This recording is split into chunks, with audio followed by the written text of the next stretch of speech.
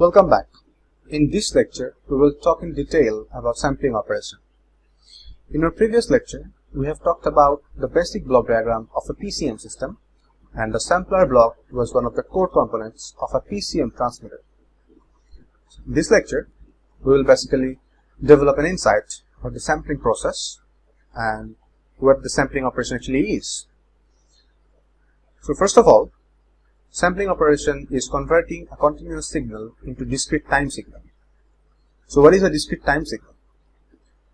Discrete time signal is basically a sequence of samples taken from the original signal at certain time intervals. Let's say you have a signal for a duration of 10 seconds and your sampling interval is 1 second. That means you will take a sample from the original signal every 1 second. Let's say the first sample you are taking from the signal is at 0 second. Then your first sample is the value of the signal at 0 second. Your next sample will be taken after 1 second as the sampling period was 1 second. So the first sample was at 0.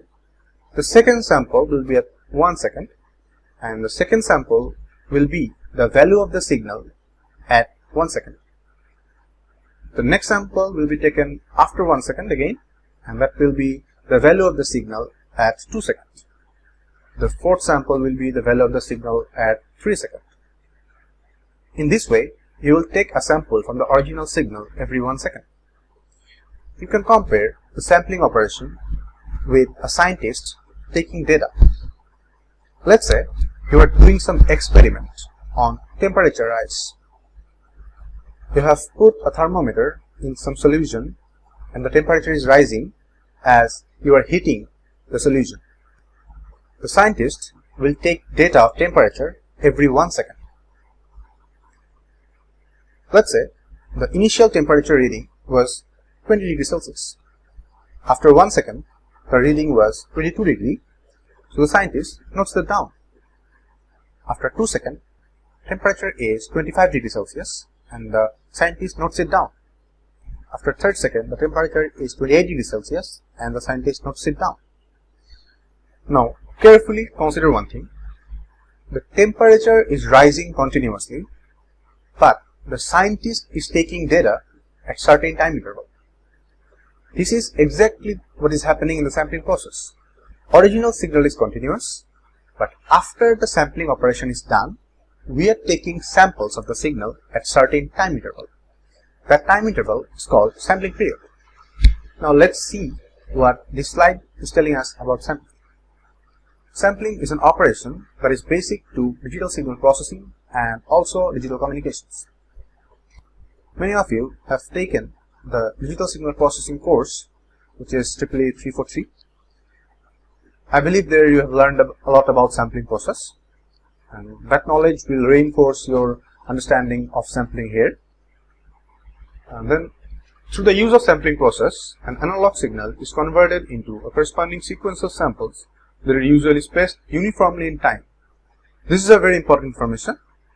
You can see here that we are taking samples and the samples are spaced uniformly in time. Moving on, there are several types of sampling.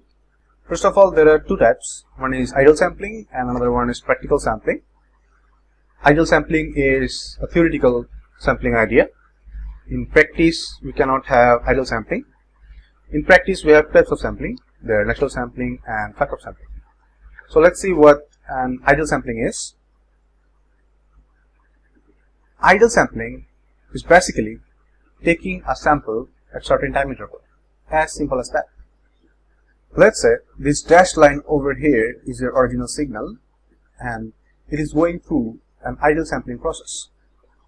Our sampling interval is Ts. You can see that we're taking samples at Ts intervals. So our first sample is taken at 0 seconds. So this is our first sample value because at 0 second our signal is at this value. After Ts time, we are here in time domain, and at Ts time our signal value is here. So we are taking this as our second sample. After another Ts time, our signal value is this, and this is our third sample. In this way, we are taking samples after TS intervals. Fourth sample, fifth sample, sixth sample, seventh sample, eighth sample, ninth sample. So this is our ideal sampling process. So in natural sampling process, we cannot take the sample at a particular time, but we take the sample for a certain time range. Let's say this is a sample here. We are taking the sample for a certain time. Let's say this is time t. After this time, we have a sampling interval of Ts as discussed in the previous ideal sampling. Then again for time t, we are taking the sample, and then again we have a gap of time Ts, which is sampling interval. In this fashion, we take the natural sampling, but for the natural sampling, the amplitude of the signal follows the original signal. You can see, for this time interval, we are taking the sample in this fashion. For flat top sampling, the idea is basically similar to natural sampling, but the difference is, for the total time duration, we do not follow the original signal, but we have a fixed value. It is actually easier to compute than natural sampling. For every time interval of the sampling process, we have a single value instead of the continuous type we are considering in the natural sampling. Moving on, we will talk about ideal sampling here. So, what is ideal sampling and how we can achieve that? We have talked about the ideal sampling idea in the previous slide, but how to achieve that? Achieving an ideal sampling is a straightforward process. Let's say this is our signal and we want to take samples at certain time interval. Let's say our time interval is Ts. This is basically a pulse train. What is a pulse train? A pulse train is a summation of impulses. We have certain impulses at time interval Ts. So if we multiply these two signals, this signal is 0 all the way except the times where we have the impulse. So if we multiply these two, all the time which are not corresponded with the impulses will be 0 instantly. And as all the impulses have height 1, so if we multiply the message with the sampling signal, then at the time of the impulses, we will get the output as the value of the original message. You can see the multiplication here. The dotted signal is actually the original signal, and you can see when we are multiplying this original signal with the sampling signal, we are having the values only at the time where there are impulses in the pulse train. Otherwise it is 0. And you can see the height of the impulses are modified according to the message, because all these impulses have equal height of 1, but you can see when this impulse is multiplied with the message, it gains a very little value because the message has a lower value here, so the height is reduced. But at this point, the message signal has very high amplitude, so when you multiply it with this impulse, this will gain a very high amplitude value. That is how sample signal is created. You can see this is the equation of a pulse train. This impulse is defined by delta t, and this is delta t minus nts, and n is ranging from minus infinity to infinity. You can see depending on the n, we will have one impulse here. Let's say n is 0, and that impulse is this one. When n is 1, you can see the impulse is shifted by Ts time, and we have this impulse. When n is 2, the signal or impulse is shifted by 2 Ts, and the signal or the impulse will be here. When the n is minus 1, this signal will be delta t plus Ts. That means it will be shifted by Ts in the left direction. So that impulse will be this one. So this is how we create the pulse train, and this is the Fourier transform of the pulse train. You can see that the Fourier transform of the pulse train is actually also a pulse train. So the pulse train will be a pulse train in the frequency domain also. In the time domain, it is separated by Ts time, and in the frequency domain, all the pulses will be separated by Fs frequency. These Fs and Ts are reciprocal to one another because we know that time is inverse of frequency. So this is the frequency expression of our pulse train, and G delta T is basically the sample signal. You can see that we are multiplying the original signal with these shifted pulses, and you can see instead of taking GT, which is the original message, we are taking GNTS. Depending on the N, we will have a particular value from this GNTS. When the N is 0, this time becomes 0, and G0 is basically the value of the signal at time 0. When N is 1, this is actually G of TS.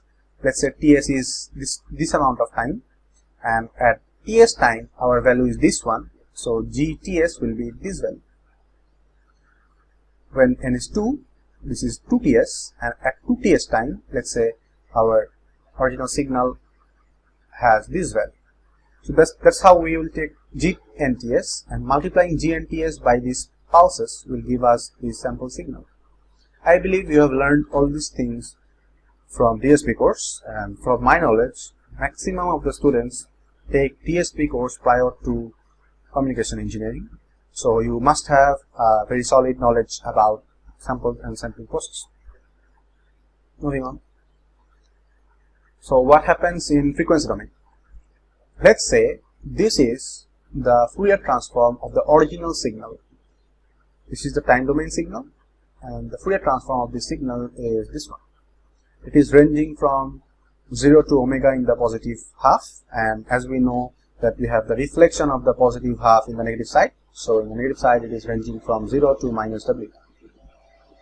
So this is our Fourier transform of the original signal, and as we know that the pulse train in the frequency domain is also a pulse train, and we have seen that in the time domain we are getting the sample signal by multiplying the original signal and the pulse train. So in the frequency domain we will achieve the sample signal by a convolution operation of the original signal and the pulse train. I believe you have gained this knowledge from your signals course, that multiplication in the time domain is corresponded with the convolution operation in the frequency domain. You don't have to do the convolution process here. You have to get the idea what is done in the frequency domain. In the frequency domain, what happens is this original spectrum is repeated in Fs interval. Let's say this is our original spectrum, so we will get an image of this original spectrum at 0 frequency. This whole spectrum will be shifted to Fs frequency also. You can see that the whole spectrum is shifted to Fs. As this was W, this will be Fs plus W, and this will be Fs minus W. This will be shifted to 2Fs, 3Fs, 4Fs, and it will be done infinite number of times. And it will be also repeated in the negative frequency, and one copy is generated at minus Fs, another one at minus 2Fs, minus 3Fs, and so on. So in time domain, sample signal is basically a set of impulse of different height, and the height is adjusted according to the original message.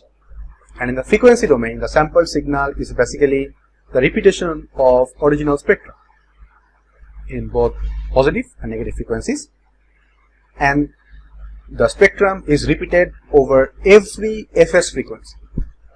If the first one is at 0 frequency, the next one will be at Fs frequency, the next one will be at 2Fs frequency, and so on. And the negative sides also, the first one will be at 0, the next one will be at minus Fs, then it will be at minus 2Fs, and so on. But there is a problem associated with this repetition. You can see that here the bandwidth is W, right? Bandwidth is W. So when this is shifted to Fs frequency, it will take a space of 2W here, because this is Fs, this is Fs plus W, this is Fs minus W. So this part will take a total frequency range of 2W. What happens if this Fs is changed? Let's say this Fs is much greater than 2W. Then it is basically simple. Fs is greater than 2W, so there will be no overlap between consequent images. You can see the first one here. This part is W and this part is W.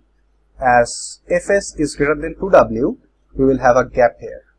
Let me repeat it once again. This is W and this is W. So if we add this part and this part, it will be 2W. But as fs is greater than 2W, this is fs. In this range, we will have a gap between consequent images. But when fs is equal to W, there will be no gap here, because this is W and this is W and this is fs. So fs must be equal to 2W and there will be no gap here. This is okay because we are not having any overlap. But when fs is less than 2W, you can see the dashed lines here. When fs is less than 2W, that means there will be an overlap between consequent images. You can imagine it from here. Reducing fs means pushing this image in the left direction. If we push this image, there will be a certain frequency for which there will be no gap, that is equal to W. If we push the fs further in the left direction, you can see further from this point to left direction, there will be an overlap between consequent images. This overlap will result in a phenomena that is called aliasing. This aliasing is taught in detail in the DSP course. I am not going into detail, but aliasing is a problem which we want to reduce. So we will need to make sure that fs is at least equal to W, if not more.